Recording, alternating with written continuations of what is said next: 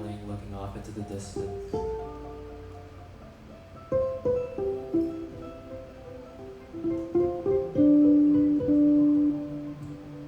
This is a picture taken in 1977 at Kimpo International Airport.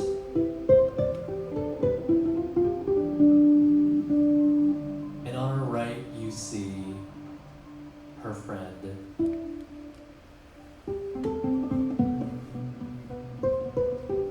who is about to depart permanently to the United States of America.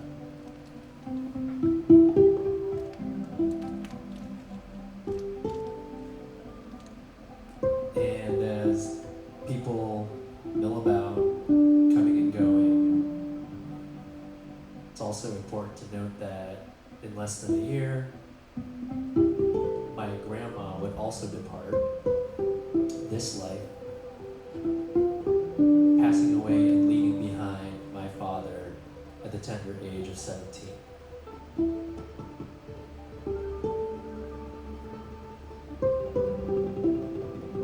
But this is not a story about my grandma, this is a story about my grandpa.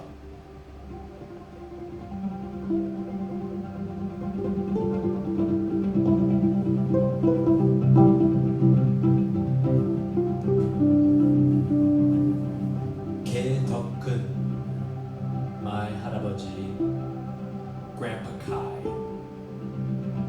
as we will call him.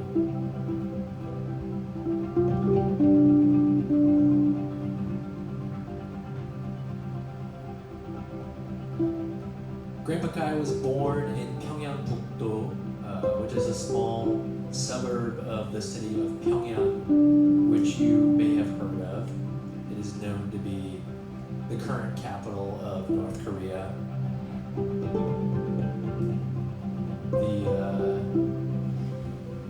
The tiger to its Portland, if you will.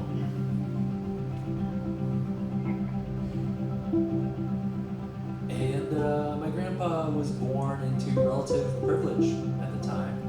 His father owned a small fishing company.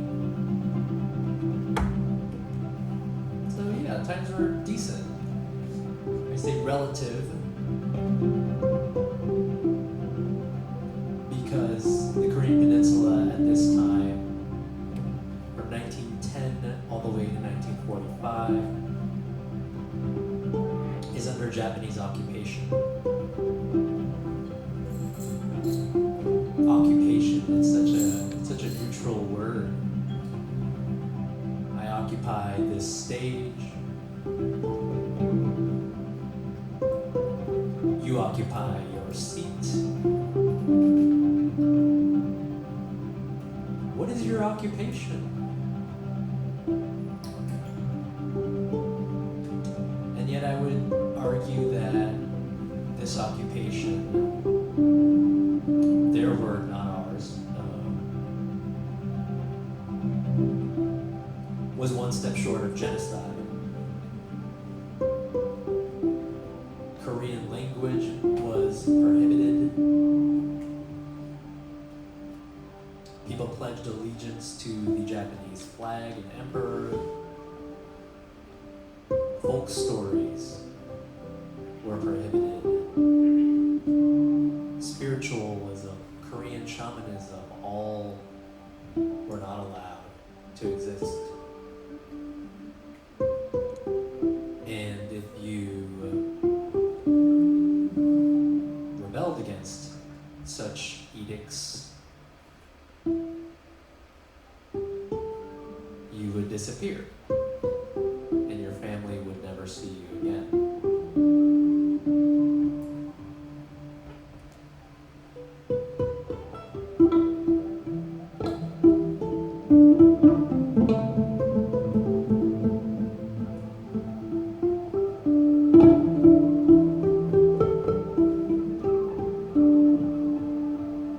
And so in 1945, when the Japanese Empire surrenders at the end of World War II, the Korean people were like, yes, finally, we get to make some choices around here.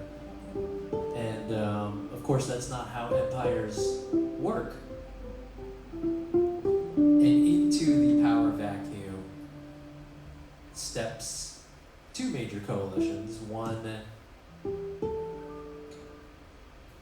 Soviet Russia and Communist China swoop into the north, and you have the United States swooping into the south. And they proceed to cleave my grandfather's land in two, erecting one of the most highly militarized borders to this day.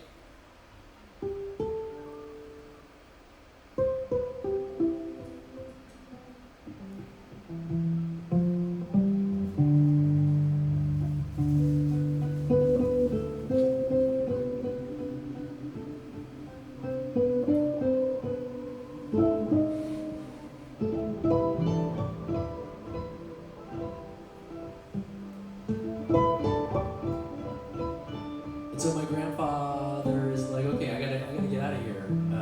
They're seizing all the assets, at least the privately owned ones, and so he decides to escape with his wife. And so on different days, on different trains, my grandfather and grandma make their way to Kaesong, which is a small border town.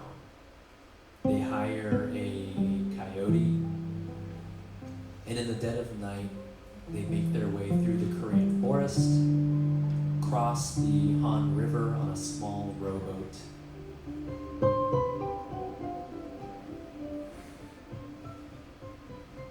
and they flee. They become refugees and make their way to the south.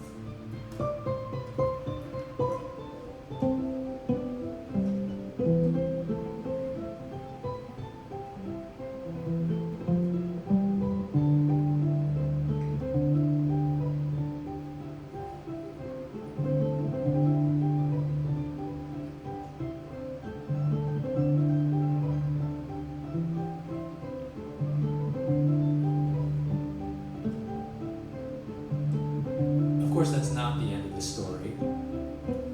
For only in 2 years, war would erupt on the Korean Peninsula, the Korean War. These two empires, which had seized the land of my birth, proceeded to have a pissing contest on it.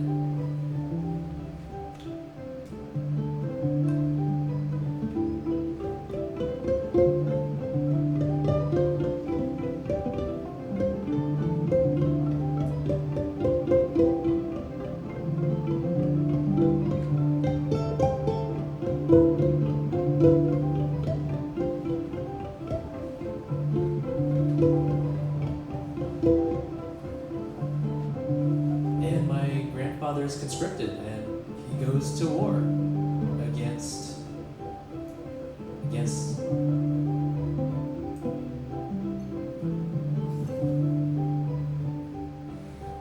people that might have been his neighbors, his 8th grade history teacher, his uncle, his brothers, maybe even his dad.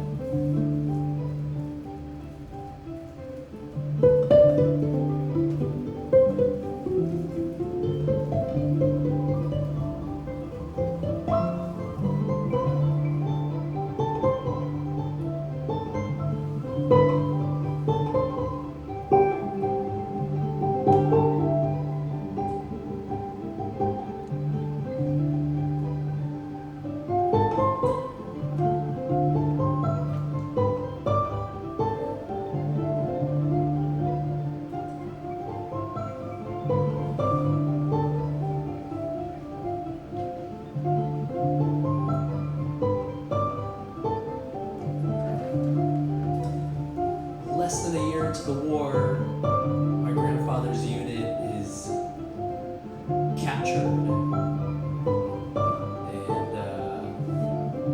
they put their weapons down and proceed the long march back north.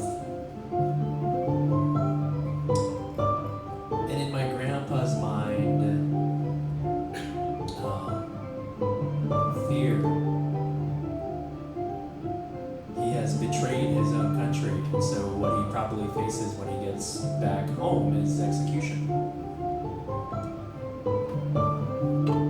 But I'm here, and so are you, and so we know that's not how it went down.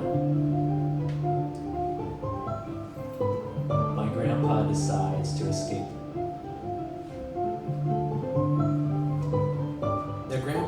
Now Korea is it's a very mountainous country, and so as they're marching along, they are walking along a ridge. They get to a little cliffside, and my grandpa's like, "Hey, I gotta pee. I gotta go." And so the guards are like, "All right, go do it quick. Go do your business." And so my grandpa goes to the edge of the cliff, drops his trousers, and then this motherfucker jumps.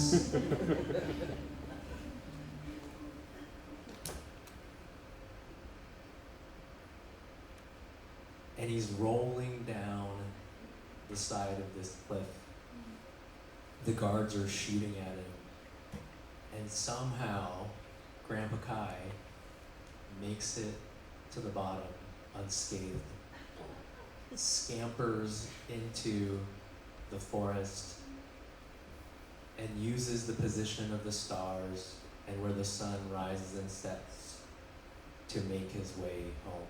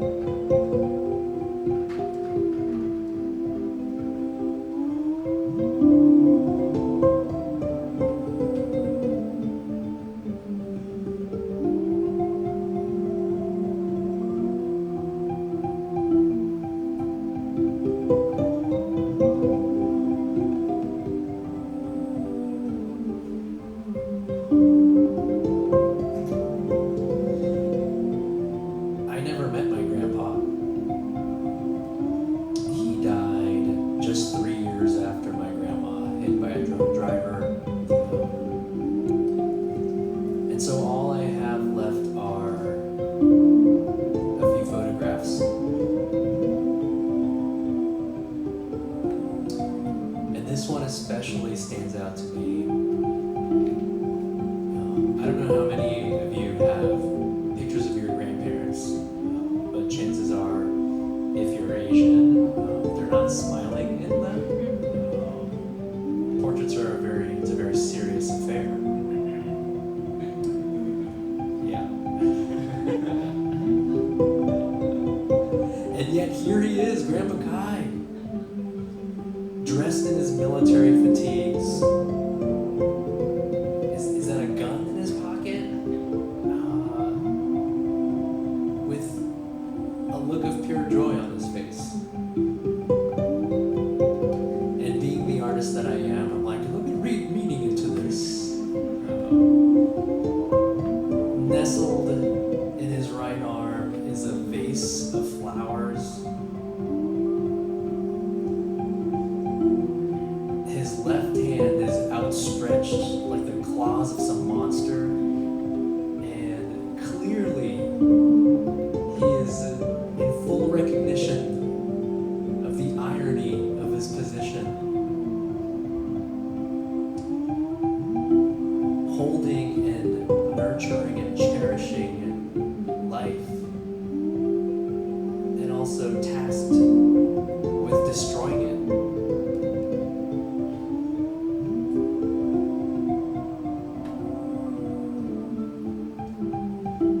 I'm a dad now. And I've been trying to unpack the traumas of my own childhood.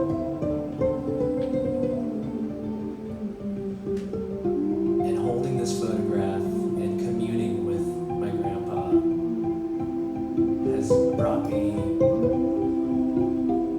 a sense of connection and warmth and just being seen and held.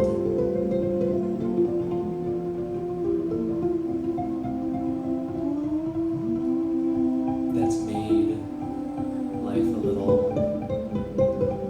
more hopeful. That's me.